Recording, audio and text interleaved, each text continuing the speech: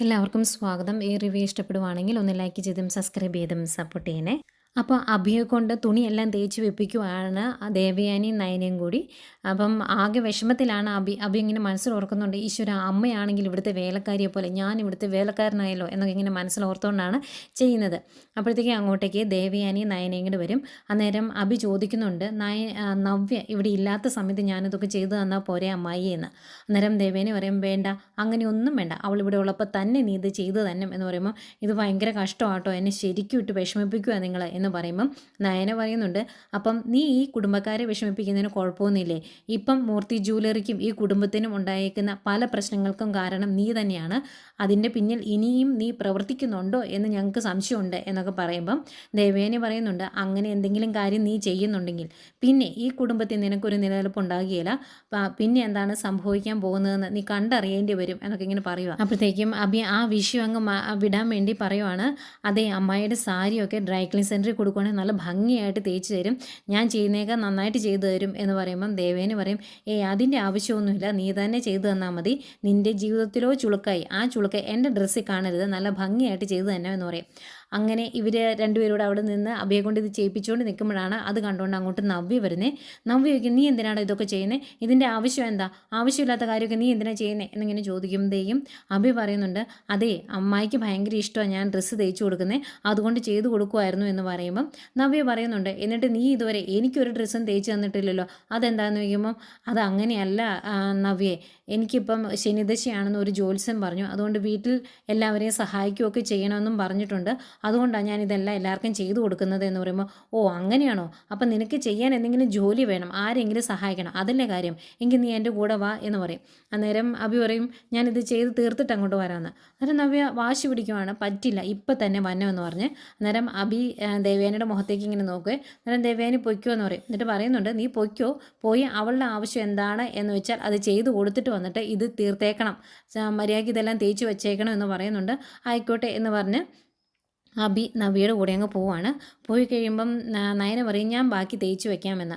അന്നേരം ദേവേനി പറയുന്നുണ്ട്, വേണ്ട മോളെ, അവൻ വന്ന് ചെയ്യുമോ നോക്കട്ടെ, ഇല്ലെങ്കിൽ ബാക്കി ഞാൻ തന്നെ ചെയ്തു വെച്ചോളാം എന്ന് പറയുവാണ്. അന്നേരം നയനയ്ക്ക് പിന്നെയും വിഷമം. നയന പറയുവാണ്, അമ്മേ നമ്മളിങ്ങനെയൊക്കെ അവനെ കൊണ്ട് ഓരോന്ന് ചെയ്യിക്കുമ്പം ചേച്ചിക്ക് സംശയം തോന്നിയല്ലേ, ചേച്ചി ഇനി സത്യങ്ങളെല്ലാം തിരിച്ചറിഞ്ഞാലോ എന്ന്.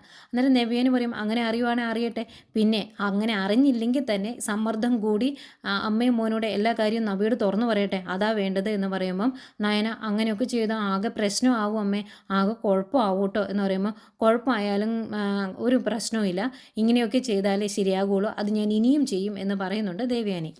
ഏതായാലും നവ്യ അഭിയെ കൂട്ടിക്കൊണ്ട് പോയത് വെറുതെ ഇരുത്താനൊന്നുമല്ല, നിനക്ക് ഞാൻ പണി തരാം, പണിയില്ലാത്തതല്ലേ നിൻ്റെ പ്രശ്നം എന്ന് പറഞ്ഞ് വാതിലടച്ചിട്ട് ഒരു ബാമെടുത്ത് കയ്യിലോട്ട് കൊടുക്കും. എന്നിട്ട് പറയുന്നുണ്ട്, എൻ്റെ 2 കാൽപാദത്തിന് നല്ല വേദനയുണ്ട്, നീ ഒന്ന് തിരുമിത്താ, ഇതൊന്ന് കാലെ പുരട്ടിത്താ എന്ന് പറഞ്ഞ് കയ്യിലോട്ട് കൊടുക്കുവാണ്.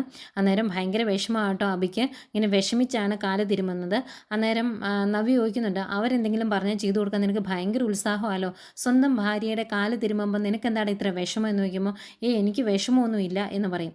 അന്നേരം എനിക്ക് മനസ്സിലാകുന്നില്ല നിൻ്റെ ഒന്നും സ്വഭാവം, ഇവിടെ അടുക്കളയിൽ കയറിയല്ലാത്ത ഒരാളായിരുന്നു നിൻ്റെ അമ്മ, ആ അമ്മയാണ് ഇപ്പോൾ ആരെയും അടുക്കളയിൽ കയറ്റാതെ ഈ വീട്ടിലെ പണി മൊത്തം ചെയ്യുന്നത്, അതുപോലെ നീയും ഈ കാര്യങ്ങളൊക്കെ അവർക്ക് വേണ്ടി ചെയ്തു കൊടുക്കുന്നത് എന്തിനാണ് എന്ന് എനിക്ക് മനസ്സിലാകുന്നില്ല എന്നിങ്ങനെ പറയുമ്പം അഭി പറയുന്നുണ്ട്, നിനക്കറിയാലോ ഒരുത്തി ഇങ്ങോട്ട് വന്നത് അവന്തിക, അവളുടെ വിവാഹം ഇനി നടത്തി വിടണം, അങ്ങനെ നടത്തി വിടുമ്പം എടുപ്പത് സ്വർണവും പണവും ഒക്കെ കിട്ടണമെങ്കിൽ ഞങ്ങൾ ഇത്തിരി താന്ന് നിന്നാലേ പറ്റുള്ളൂ എന്ന് പറയുമ്പം നവ്യ പറയുന്നുണ്ട്, അതിന് അവൾ ഇങ്ങോട്ട് വന്നതിന് ശേഷം അവളുടെ സ്വഭാവം എന്താണെന്ന് നീ കണ്ടതില്ലേ, അവളിപ്പം നമ്മളെല്ലാം കുറ്റം പറഞ്ഞുകൊണ്ട് അവരുടെ സൈഡിലല്ലേ കൂടിയേക്കുന്നത്, അവൾക്ക് എന്നെ പുച്ഛമാണ്, ഞാൻ ചെയ്യുന്നതെല്ലാം തെറ്റാണ് എന്ന് അവൾ എൻ്റെ മുഖത്ത് നോക്കി പറഞ്ഞു. അങ്ങനെ ഉള്ളതുകൊണ്ട് തന്നെ അവർക്കെല്ലാവർക്കും അവളോട് ചെറിയ സിമ്പതിയും സ്നേഹമൊക്കെ ഉണ്ട്, അതുകൊണ്ട് കൊടുക്കാനുള്ളത് അവർ കൊടുത്തോളും, അതിനുവേണ്ടി നീ നിൻ്റെ അമ്മ ഇവിടെ കിടന്ന് അടിമയെ പോലെ പണിയെടുക്കേണ്ട കാര്യമൊന്നുമില്ല എന്നൊക്കെ പറയുമ്പോഴേക്കും അഭിക്ക് ആകെ വിഷമമാണ്. ഇങ്ങനെ വിഷമിച്ച് ഇതെന്തൊരു കഷ്ടമാണ് എന്നുള്ള രീതിയിൽ നവ്യയുടെ കാല് തിരുമുവാണ്. പക്ഷെ നവ്യയ്ക്ക് അതങ്ങ് ഭയങ്കര ഇഷ്ടപ്പെട്ടു, ഭർത്താവാണല്ലോ കാല് തിരുമ്മി കൊടുക്കുന്നത്, ഒരു ചെറിയ ചിരിയൊക്കെ വരുന്നുണ്ട് അവസാനാവുമ്പോഴേക്കും. പിന്നെ കാണിക്കുന്നത് നയനയാണ്. നയന റൂമിലോട്ട് ചെല്ലുമ്പോൾ ആദർശ് ആകെ ടെൻഷനിൽ ഇരിക്കുവാണ്. അന്നേരം നയന അടുത്ത് ചെന്നിട്ട് ചോദിക്കുന്നുണ്ട്, ചേച്ചിയെ പറ്റിയാണോ ചിന്തിക്കുന്നത് എന്ന്. അന്നേരം ആദർശ് പറയും, അതെ, അവളെപ്പറ്റി തന്നെയാണ് ചിന്തിക്കുന്നത്. അവളെ ഇത്രയും പൈസ കൊടുത്ത് അവർ മോഡലാക്കി വെക്കേണ്ട കാര്യമില്ല AN ജ്വല്ലറിക്കാർ. കാരണം ഇപ്പം നല്ല ലീഡിംഗ് ആയിട്ടുള്ള ഒരു മോഡലിന് കൊടുക്കുന്നേക്കാൾ കൂടുതൽ പൈസ അവർ നവ്യയ്ക്ക് കൊടുത്തിട്ടുണ്ട്. അതിൻ്റെ ആവശ്യമൊന്നുമില്ല. കാരണം അവൾ അത്ര നല്ല ഒരു പെർഫോമർ അല്ല. അവൾക്ക് മോഡലിംഗ് രംഗത്ത് വലിയ ഭാവി ഉണ്ടെന്നും എനിക്ക് തോന്നുന്നില്ല.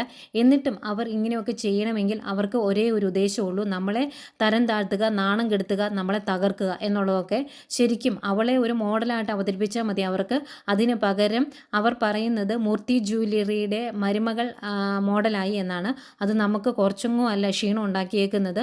ശരിക്കും അവർ പണം വാരി എറിയുവാണ്. എല്ലാ തിയേറ്ററിലും ഇപ്പം നവ്യ മോഡലായിട്ടുള്ള പരസ്യം കാണിച്ചതിന് ശേഷമേ സിനിമ പോലും തുടങ്ങുന്നുള്ളൂ. അങ്ങനെ എല്ലാ കാര്യങ്ങളും അവർ ചെയ്യുന്നുണ്ട്. ഇതുകൊണ്ട് നമുക്ക് ഭയങ്കര ബുദ്ധിമുട്ടുകളുണ്ട് എന്നൊക്കെ പറയുന്നുണ്ട്. എന്നിട്ട് ആദർശ് പറയുന്നുണ്ട്, ഇതിന് പിന്നിൽ ആരോ ഉണ്ട്, അവർ ബിസിനസ് ചെയ്യുക എന്നതിനപ്പുറം മൂർത്തി ജ്വല്ലറിയെ തകർക്കുക എന്നൊരു ഉദ്ദേശത്തോടു കൂടി ആരും ഇതിന് പിന്നിൽ പ്രവർത്തിക്കുന്നുണ്ട് എന്നൊക്കെ ആദർശ് പറയുമ്പോഴത്തേക്കും നയന പറയുവാണ്, എൻ്റെ ആദർശേട്ടന് ഇതൊക്കെ പിന്തള്ളിക്കൊണ്ട് ഇതിനെയൊക്കെ തരണം ചെയ്തുകൊണ്ട് മുന്നോട്ട് വരാനുള്ള കഴിവുണ്ട് എന്നുള്ളൊരു വിശ്വാസം എനിക്കുണ്ട്. അത് ആദർശേട്ടൻ ചെയ്യണം എന്നൊക്കെ പറഞ്ഞ് അങ്ങ് മോട്ടിവേറ്റ് ചെയ്യുവാണ്. അന്നേരം ആദർശ് പറയുന്നുണ്ട്, എന്നെക്കൊണ്ട് പറ്റുന്ന രീതിയിൽ ഞാൻ എല്ലാ കാര്യങ്ങളും ചെയ്യുന്നുണ്ട്. അച്ഛനും കൊച്ചച്ഛനും എല്ലാവരും ഇപ്പോൾ ബിസിനസ്സിൽ നല്ല രീതിയിൽ കോൺസെൻട്രേറ്റ് ചെയ്യുന്നുണ്ട്. പിന്നെ AN ജ്വല്ലറിയുടെ ഉടമ ഡേവിഡ്, അയാളുടെ പുറകെ ഞാനൊന്ന് പോയി അന്വേഷിച്ചു. പക്ഷേ അയാൾക്ക് നമ്മളുമായിട്ട് യാതൊരു ബന്ധവുമില്ല. അയാൾക്ക് നമ്മളോട് ശത്രുത വരേണ്ട യാതൊരു കാര്യവുമില്ല. അപ്പം പിന്നെ എന്താണ് സംഭവിക്കുന്നത് എന്ന് എനിക്ക് മനസ്സിലാകുന്നില്ല എന്നൊക്കെ ആദർശ് പറയുന്നുണ്ട്. അപ്പോഴത്തേക്കും ആദർശിൻ്റെ ഫോണിലേക്ക് ഒരു കോൾ വരുന്നു. മുത്തശ്ശൻ്റെ അടുത്തോട്ട് ചെല്ലാൻ പറഞ്ഞതാണ്. ഞാനിപ്പോൾ വരാമെന്ന് പറഞ്ഞ് ആദർശ് മുത്തശ്ശൻ്റെ അടുത്തോട്ട് പോകുന്നു. അന്നേരം ചെറിയ വിഷമമൊക്കെ വരുന്നുണ്ട് നയനയ്ക്ക്. ആദർശ് താഴോട്ട് ചെല്ലുമ്പോൾ മുത്തശ്ശൻ എന്തൊക്കെയോ ആലോചിച്ച് ഇങ്ങനെ വിഷമിച്ചിരിപ്പുണ്ട്. മുത്തശ്ശന് നല്ല ടെൻഷനുണ്ട് കേട്ടോ. മൊത്തത്തിൽ ഇടിഞ്ഞുകൊണ്ടിരിക്കുകയാണ് ബിസിനസ്. അന്നേരമാണ് ആദർശ് അങ്ങോട്ട് ചെല്ലുന്നത്. അന്നേരം ആദർശിനോട് അവരുടെ ബിസിനസ്സിൻ്റെ രീതികളെ പറ്റിയൊക്കെ പറയുന്നുണ്ട്. ശരിക്കും AN ജ്വല്ലറിക്കാർ മേക്കിംഗ് ചാർജ് ഒഴിവാക്കി സ്വർണം വിൽക്കുമ്പം സാധാരണ രീതിയിൽ സ്വർണ്ണത്തിന് എന്തെങ്കിലും മായം കാണും. പക്ഷേ അവർ തനിത്തങ്കം നല്ല സ്വർണ്ണമാണ് കൊടുക്കുന്നത്, നമ്മൾ കൊടുക്കുന്ന പോലെ തന്നെ.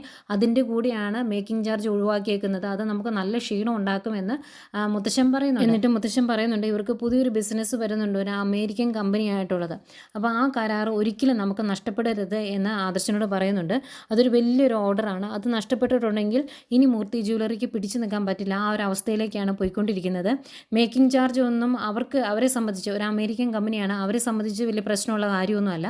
അതുകൊണ്ട് തന്നെ നമ്മുടെ പാരമ്പര്യവും അതുപോലെ സ്വർണ്ണത്തിൻ്റെ ക്വാളിറ്റിയും ഒക്കെ വെച്ച് നമ്മൾ ആ ബിസിനസ് നേടിയെടുക്കണം. ഇതിൻ്റെ അകത്തും AN ജ്വല്ലറിക്കാർ വന്നേക്കാം, അവരുമായിട്ട് നമുക്ക് കോമ്പറ്റീഷൻ നടത്തേണ്ടി വരും. എങ്കിൽ പോലും ഒരിക്കലും നമുക്ക് ഈ ബിസിനസ് നഷ്ടപ്പെടരുത്. അങ്ങനെ നഷ്ടപ്പെട്ടിട്ടുണ്ടെങ്കിൽ പിന്നെ നമുക്ക് തിരിച്ചു കയറാൻ പറ്റില്ല എന്നൊക്കെ മുത്തശ്ശൻ നന്നായിട്ട് പറഞ്ഞു കൊടുക്കുന്നുണ്ട്. അങ്ങനെയെല്ലാം കഴിയുമ്പം ആദർശ് പറയുന്നുണ്ട്, എനിക്ക് മനസ്സിലാകുന്നുണ്ട് മുത്തശ്ശൻ പറയുന്ന കാര്യങ്ങളെല്ലാം. AN ജ്വല്ലറിക്കാർ ഇതിൻ്റെ അകത്ത് ഇടപെട്ടാലും എന്തൊക്കെ ചതികൾ ഏതൊക്കെ വഴിയേ വന്നാലും ഞാൻ ഈ ബിസിനസ് നേടിയിരിക്കും. അങ്ങനെ നേടിയിട്ടേ ഞാൻ ഇനി ഇങ്ങോട്ട് വരുവുള്ളൂ. അതോർത്ത് മുത്തശ്ശൻ ടെൻഷൻ ആകണ്ട, ഞാൻ എല്ലാ കാര്യങ്ങളും അറിഞ്ഞ് ചെയ്തോളാം എന്ന് പറഞ്ഞിട്ട് ആദർശ് അങ്ങോട്ട് പോവാണ്. പോയി കഴിയുമ്പം മുത്തശ്ശൻ ജയനോടും അജയനോടുമായിട്ട് പറയുന്നുണ്ട്, അവൻ പലപ്പോഴും എന്നേക്കാൾ കഴിവ് കാണിച്ചിട്ടുണ്ട് പല കാര്യങ്ങളിലും. പക്ഷേ അവനോട് ഇപ്പം ഈ കാര്യം ഇങ്ങനെ പറയേണ്ടി വന്നതിൽ എനിക്ക് വിഷമമുണ്ട്. പക്ഷേ പറയാതിരിക്കാൻ പറ്റത്തില്ല. ആ രീതിയിലാണ് നമ്മുടെ കമ്പനി ഇപ്പം മുന്നോട്ട് പോയിക്കൊണ്ടിരിക്കുന്നത്. പിന്നെ നമ്മളെ എന്തിനാണ് AN ജ്വല്ലറി തകർക്കാൻ ശ്രമിക്കുന്നത് എന്ന് ഞാൻ പല രീതിയിൽ അന്വേഷിച്ചു. പക്ഷേ കണ്ടെത്താൻ സാധിച്ചില്ല. ഡേവിഡിന് ഒരിക്കലും നമ്മളോട് ഒരു വൈരാഗ്യം വരേണ്ട കാര്യമില്ല. പിന്നെ ബിസിനസ് രംഗത്ത്, ഗോൾഡ് ബിസിനസ് രംഗത്ത് ഡേവിഡ് എന്നൊരാളെ പറ്റി ഞാൻ ഇതുവരെ കേട്ടിട്ടില്ല. അയാൾ പെട്ടെന്ന് എങ്ങനെ പൊട്ടിമുളച്ച് വന്നു എന്നും അറിയില്ല. ഏതായാലും ഡേവിഡിൻ്റെ പുറകിൽ മറ്റാരും ഉണ്ട്, നമ്മളുമായിട്ട് കണക്റ്റ് ചെയ്യുന്ന ഏതോ ഒരാളുണ്ട്, അയാളാണ് ഇതെല്ലാം ചെയ്യിക്കുന്നത് എന്ന് മുത്തശ്ശൻ പറയുന്നുണ്ട്. ഇതെല്ലാം കേട്ട് ആകെ വിഷമത്തോടെ നിൽക്കുവാണ് ജയനും അജയനും. പിന്നെ കാണിക്കുന്നത് നയനയും ദേവയാനിയും അതുപോലെ അവന്തികയും അവരെല്ലാവരും കൂടെ അമ്പലത്തിൽ പോയി പ്രാർത്ഥിക്കുവാണ്. ദേവയാനി ഈ ബിസിനസ് കിട്ടാൻ വേണ്ടിയും മൂർത്തി ജ്വല്ലറിക്ക് ഇപ്പോൾ ഉണ്ടായിരിക്കുന്ന ഈ കോട്ടം മാറാൻ വേണ്ടിയൊക്കെ പ്രാർത്ഥിക്കുന്നുണ്ട്. കൂടെ അവന്തിക നിൽപ്പുണ്ട്. അവന്തിക പ്രാർത്ഥിക്കുന്നത് എൻ്റെ അച്ഛൻ്റെ ആഗ്രഹങ്ങളെല്ലാം നടക്കണം, മൂർത്തി ജ്വല്ലറി നശിച്ച് പണ്ടാരം ആകണം എന്നാണ് അവിടെ നിന്ന് പ്രാർത്ഥിക്കുന്നത്. ഇതെല്ലാം കഴിഞ്ഞ് അവന്തിക ചോദിക്കുന്നുണ്ട്, പ്രാർത്ഥനയെല്ലാം കഴിഞ്ഞിട്ട് മുത്തശ്ശൻ എന്താ ഇപ്പം ഇത്രയും വലിയ ടെൻഷൻ? ഇതിനു മുമ്പ് ഒരിക്കലും എൻ്റെ ഓർമ്മ വെച്ച പിന്നെ ഈ ഒരു രീതിയിൽ ഞാൻ മുത്തശ്ശനെ കണ്ടിട്ടില്ല എന്ന് പറയുമ്പം ദേവയാനി പറയുന്നുണ്ട്, ഇതുപോലൊരു ഇടിവ് നമ്മുടെ കമ്പനിക്ക് ഇതുവരെ ഉണ്ടായിട്ടുമില്ല. പക്ഷേ ഉണ്ടായിട്ടുണ്ട് കുറേ കാലങ്ങൾക്ക് മുമ്പ്. പക്ഷേ അന്നൊന്നും ഇത്രയും വിഷമം ഉണ്ടായിട്ടില്ല. അന്ന് ആ പ്രശ്നം നടക്കുമ്പോഴാണ് മോളുടെ അച്ഛനെ വീട്ടിൽ നിന്ന് പുറത്താക്കുന്നത്. അതൊന്നും മോളോട് ആരും പറഞ്ഞു തന്നിട്ടുണ്ടാവില്ല അല്ലേ എന്നൊക്കെ ഇങ്ങനെ പറയുമ്പം അവന്തികയ്ക്ക് മനസ്സിൽ ദേഷ്യമാണ്. എന്നിട്ട് അവന്തിക പറയുന്നുണ്ട്, നിങ്ങൾ നോക്കിക്കോ, നിങ്ങളുടെ ഷെയറും ബിസിനസ്സും ഇനിയും ഇടിയും, അത് അതിൻ്റെ താഴെ എത്തി ഏറ്റവും അവസാനത്ത് നിന്ന് 1ാം സ്ഥാനം നേടുന്ന ആ ഒരു അവസ്ഥയിലേക്ക് നിങ്ങളെ എത്തിക്കും എന്നൊക്കെ ഇങ്ങനെ അവന്തിക മനസ്സിൽ ഓർക്കുന്നുണ്ട്.